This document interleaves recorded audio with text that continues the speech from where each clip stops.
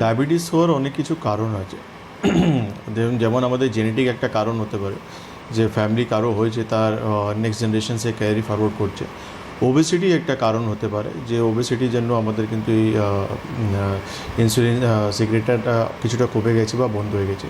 Pathological কিছু condition যেখানে আমাদের প্যানক্রিয়াসে হয়ে গেছে, সেখান থেকে কিন্তু আমাদের ইনসুলিন সিক্রেট ঠিকঠাক করতে পারছে না। অনেক সময় আমি আগেও যে যখন আমরা ফ্যাটি লিভার নিয়ে প্রোগ্রাম করেছি, যে আমাদের অন্য অন্য শরীরে যখন একটা রোগ আসে, সেখান থেকে কিন্তু আস্তে আস্তে আমাদের প্যানক্রিয়াসে যে ইনসুলিন সিক্রেশন বা ইনসুলিন রেজিস্ট্যান্ট আমাদের শরীরে বেড়ে যায়।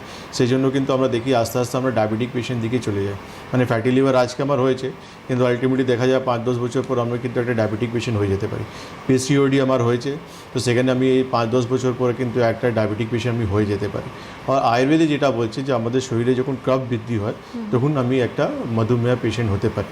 মানে প্রমেহ যখন আমরা প্রপার চিকিৎসা করতে পারি না বা তাকে সুস্থ করতে পারি না, সেখান থেকে কিন্তু আমি আস্তে আস্তে মধুমেহ দিকে টার্ন করে যেতে পারি।